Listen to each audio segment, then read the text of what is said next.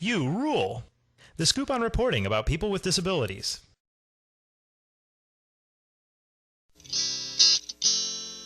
You Rule! The Texas Governor's Committee on People with Disabilities wants you to rule the media when it comes to portraying people with disabilities in a positive, realistic, and accurate manner. We want you to overcome the stereotypes of the past and help ordinary, productive people gain acceptance, tolerance, and opportunities. In this program, we'll present rules you can use in reporting on people with disabilities and explain what the Barber Jordan Media Awards program is all about. The awards are presented each year by the Texas Governor's Committee on People with Disabilities, where they recognize and honor communications professionals whose work has helped to increase the understanding of individuals with disabilities, their problems, and their potentials. The award itself is a beautiful 3-inch bronze medallion that was actually designed by internationally famous sculptor David Deming. And I think after you've worked so hard to get it right, and the Texas Governor's Committee comes along and they single you out and acknowledge your work, it is a very special and a very powerful moment. It's an attaboy. Well, first let me back up. Who is Barbara Jordan? I mean, to be the person that she was and to take on the challenges that she did and to look stereotype in the eye and say, no, that's not the way it's going to be. She was true to her heart. When we are surrounded by so much fear, she was not afraid. And she moved forward and she changed the world. She made it a better place. Barbara Jordan, of course, was one of Texas' most distinguished citizens. And she is perhaps best known for being a powerful politician, an outstanding orator, a very committed educator, and one of the most passionate spokespersons for the rights of all people. The Barber Jordan Media Awards are so very important. They are for media professionals what the Grammy Awards are for musicians. They recognize the best in the profession. They say to the nation, these are the media professionals who got it. They focus on the person, not on the disability. Words rule! Because words are so creative and they can leave such a lasting impression, it really is important, especially for members of the media, to choose words that adequately reflect rather than arbitrarily label. People portray us as not being able to do any intelligent work. Probably example would be janitorial for some basic blue-collar jobs. Doug is a structural engineer at a major aerospace corporation. I am a person in a wheelchair. I'm not a wheelchair person. And when people don't listen to me, or when they see the wheelchair first and not Randy Snow, who happens to use a wheelchair, I get a little frustrated. It's getting better, and it's the best all over the world in the United States. My least favorite words would be blind diabetic. Words that focus on or portray me as helpless, pitiful, pathetic, those words are misleading to the public.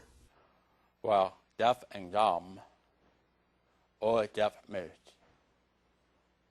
Those are the things that people don't want to hear. Sometimes it's hard to know what is an adequate or acceptable language when describing a person with a disability. Each group decides for themselves what is acceptable, and it changes over time. What's politically correct today may not be so tomorrow. While, for example, it was once acceptable to call a person of African ancestry a Negro, it is no longer acceptable today. I would say deaf and hard of hearing, because that's right to the point. What I really like are words that focus on my accomplishments, on my independence, on my intelligence. Those words portray a much more accurate picture of who I am. I think the word that best describes me is sincere. Successful professional woman. Outgoing and creative. Determined. A word that best describes me is passionate. Passion. Any word that you mean in a positive way. I mean, I know that in normal language you would say hey Shane, you want to run to the market with me? Well, obviously I'm not going to run, but that doesn't offend me because I use it all the time as well. Just use positive words. Think of me as your mother, your sister, your wife, someone that you love, and address me as you would address them. There's one word, though, that's very, very important to me, and you can use this in the media. You can use this in any of the kids that are developing and maybe pursuing Barber Jordan Awards in the near future, and it's one word that it's very valuable, and that's my name. My name's Randy. Call me Randy. As you watch the following Barber Jordan Award-winning programs, listen for the words that portray people with disabilities in a positive, realistic, and accurate manner. Morning, Kath. How are you, love? Michael lost the use of his legs 13 years ago when his body was crushed in an automobile accident. Doctors said he would not live, but he had other plans, not just of surviving, but of continuing his lifelong love of horses. The accident had changed his view of the world, and Michael liked what he saw. I really think that was the day my life began. Morning, Colt. How are you? Prior to that, I lived life very fast. I was looking for life and enjoyment in really all the wrong places. Didn't appreciate life. Did not grasp what the beauty it is to be here. This situation, it's helped me to be a better horseman. It's helped me to be a better person.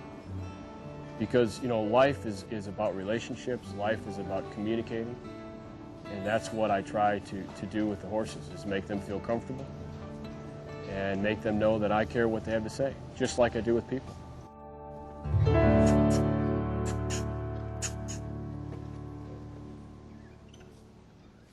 I don't consider what I do as a novelty or something new. It's something that has been around a long, long time. I think people are starting to recognize the significance in this methodology, if you want to call it that, or this approach to dealing with horses, because some of the traditional approaches haven't worked or are limiting in the horse's ability. I try not to present myself in an intimidating way, aggressive manner. I try to be assertive, but kind and soft and respectful of where they're at.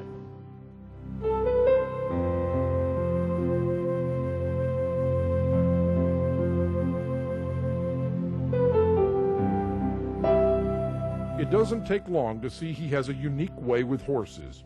He makes a connection that few take the time to develop. Without patience, a young stallion's first time with a saddle and rider can be a wild and dangerous rodeo of fear and misunderstanding. But with Michael's gentle hand and kind heart, a first-time ride is one of quiet acceptance. I'm not breaking him. I'm guiding him. I'm guiding his abilities, mentally, emotionally, spiritually, and physically. And we'll get there together. I've got a good life, and in fact, I've got a great life. I would walk on my tiptoes, and then I had to have surgery, and that kept me from walking on my tiptoes, but that still makes me walk toe to heel instead of heel to toe. This kid, he noticed, and this other boy, he noticed too. And I don't want to tell him what he said because it's going to hurt my feelings. Other than the way I walk goes, I'm just the same as any of them. I'm the same. I like people to just, it's all right if they have curiosity, but I'd like them to just accept me as a normal person.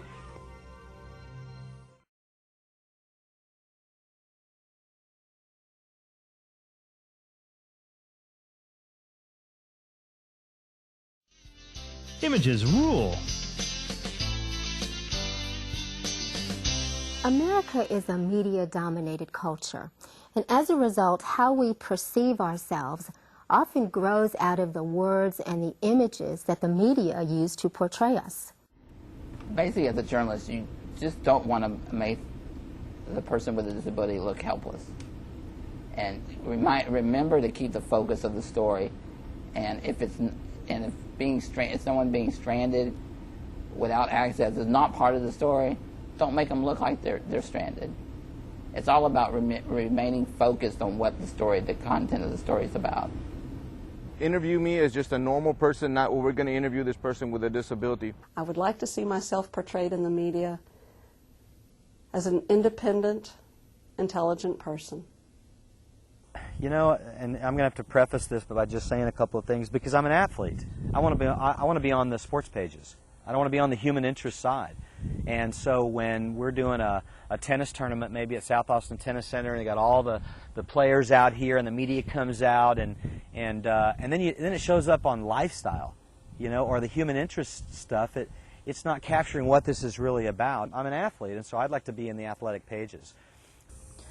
I wouldn't like to see myself portrayed as she's so incredible because she's mentally ill and she does this job. I would like to see myself portrayed for the job I do and how it helps other people, but not because it's something outstanding that somebody can do with a brain disease. Take a look at the following Barbara Jordan award-winning programs and observe the way in which visual imagery is used to portray people with disabilities in a positive, realistic, and accurate manner.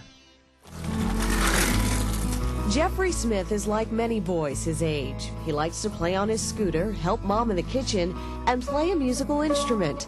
But Jeffrey struggles with something he can't control, his ADD, and it was affecting his schoolwork. In only a few months, sensory integration treatment has made a huge difference for Jeffrey. And it has helped me with my handwriting, and it's helped me with a lot of my anger. Photojournalism examples. Ed Luby helps out at a Habitat for Humanity's construction site. Photography by Kathleen Holden. He modified his motorcycle to carry his wheelchair.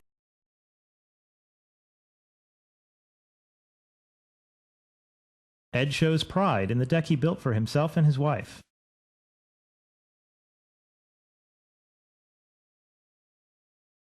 One of his responsibilities as a newspaper reporter is to cover traffic accidents.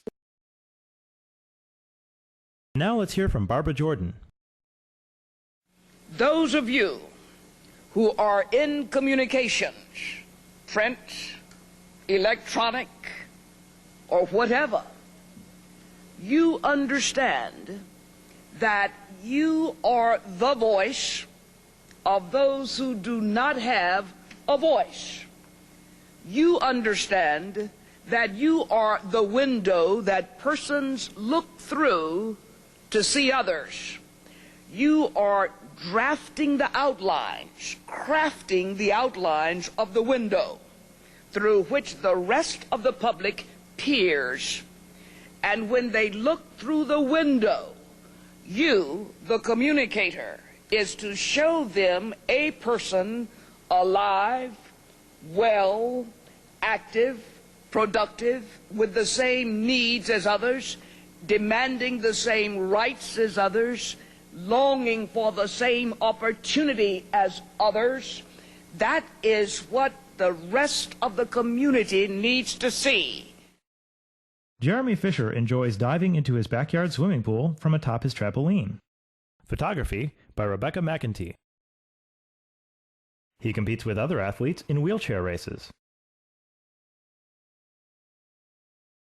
He and his father work to restore the Jeep that Jeremy will drive at the end of the summer.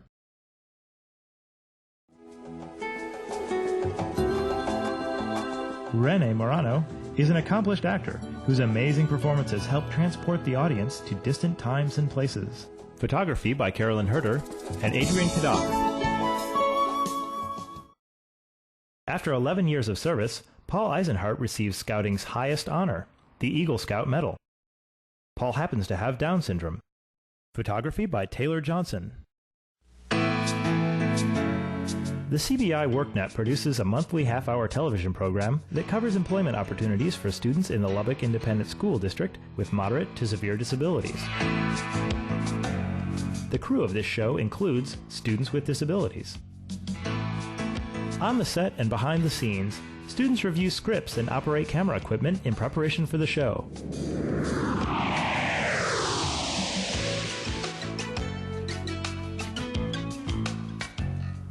This month on CBI, we'll ride along with some Angels on Horseback, a therapeutic riding center for kids with disabilities. Plus, Life Independent Living Center recognizes CBI Free Enterprise for outstanding work with students with disabilities. And Mariah Sharp will take us on a fairy tale adventure with a famous writer. Ads rule. Present individuals with disabilities in a balanced, a fair, and a realistic way. An offensive portrayal would be showing a sighted person grabbing a person who is blind in order to guide them somewhere.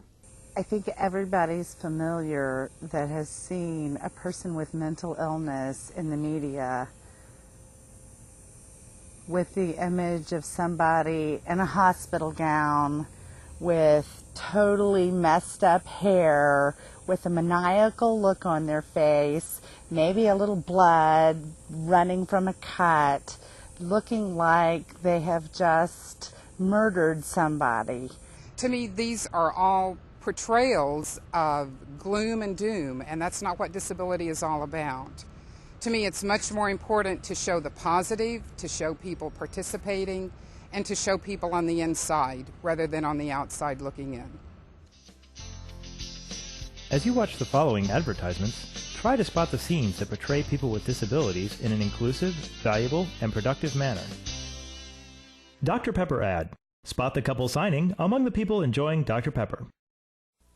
We're a part of the future. We're the heart and the soul. We're the voice of tomorrow. Sing it out as a whole. You're a part of me. That's the heart of me. Without you, I'm just a lonely melody. But together we are harmony.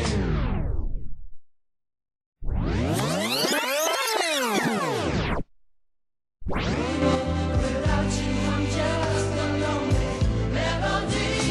But together we are harmony.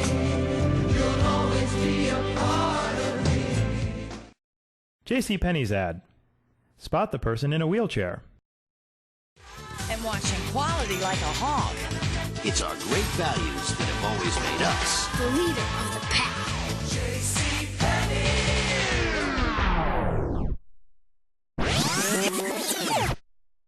The leader of the pack. Via ad. Notice the student who is blind traveling by bus.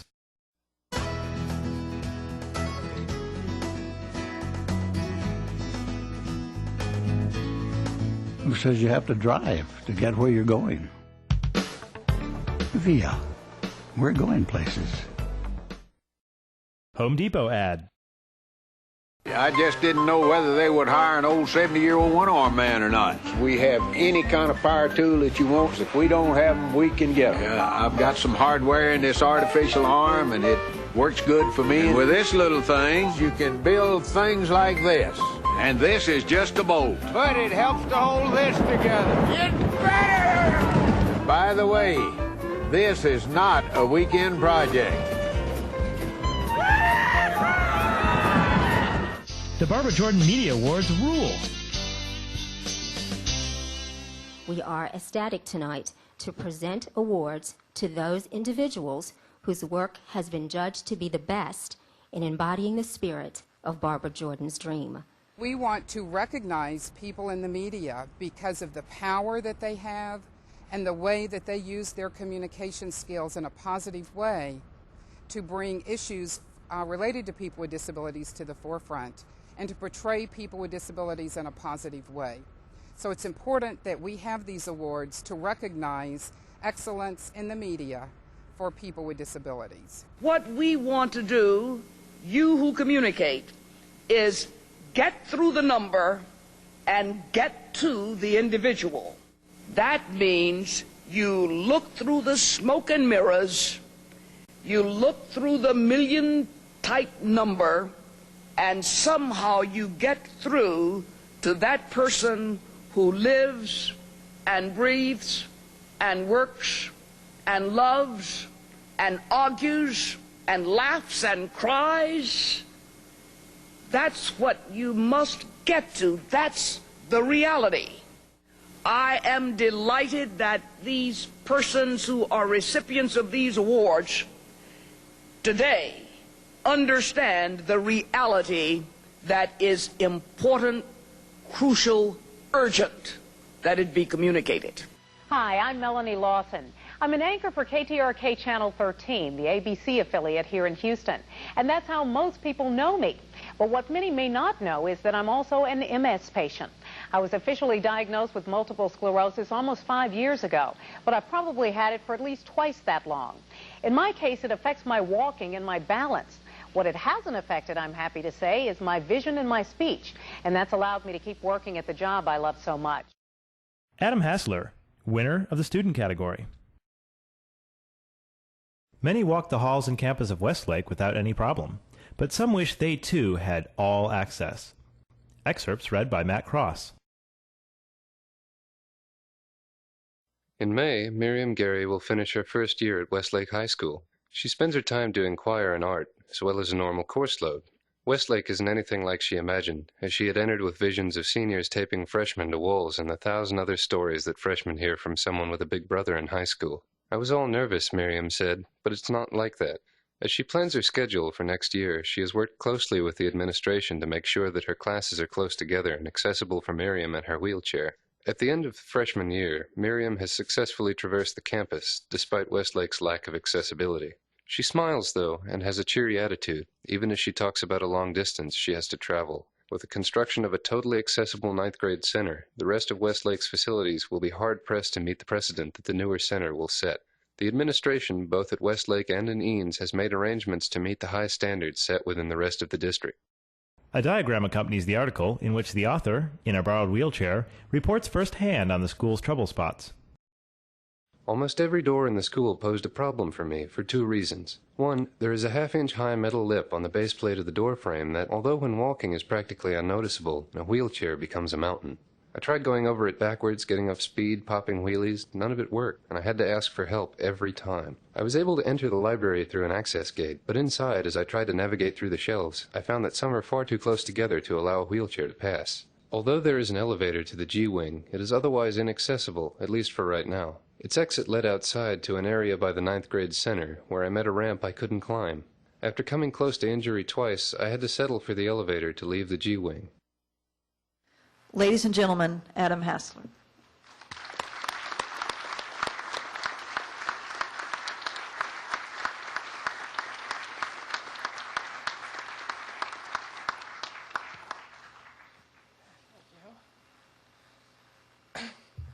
So I think I picked the least effective seat to sit at. How cool was that? They read my whole story up there. I know, kind of unexpected, but I've never had something I wrote being read by like somebody else on like a video. The encouragement I would give to media professionals would be, dare to be different, swim upstream, use your words and your photographs to show strength in people who are often portrayed as being weak. People that are in the media, encouragement that I would give them is go out and interview people that have a disability. Don't neglect them. They're no different than anybody else. We're no different than anybody else. You can help us by portraying people with disabilities in a positive way and by bringing disability issues to the forefront. You're in a very powerful position, so I want you to use it and use it wisely, and to realize that people look to you as an authority, and you can do a lot for people with disabilities. As a media professional with a disability, I feel a special responsibility to present individuals with disabilities in a balanced, a fair, and a realistic way. I would encourage media professionals to think of people with disabilities first as people and to relate to people with disabilities individually, learn about us as individuals and portray us in that way. What word best describes me? The word best describes me, I would say, hard worker. Energetic. I'm a go-getter. If you give me something to do, I'm going to go out and I'm going to do it. I'm going to try. I'm going to work hard to get it done. Gemini. Dedicated. Creative, energetic, lover of puzzles, hardworking, I hope. Appreciation for life. A paper plate in the wind. I would like to see myself portrayed in the media as an independent, intelligent person. And I have the can-do attitude. You Rule by the Texas Governor's Committee on People with Disabilities. Thanks to these individuals with disabilities: Cindy, Doug, Judy, Kim, Nancy, and Luke, her service animal, Pat, Roland, Shane. Production, Picturebox Productions. Post-production, Mopac Media. Producer, Kevin Triplett. Camera, Ellen Clank. Grip, J. Kevin Smith. Interviewer, Melissa Taylor. Editors, Kai Manch and Kevin Triplett. Narrator, Kai Manch.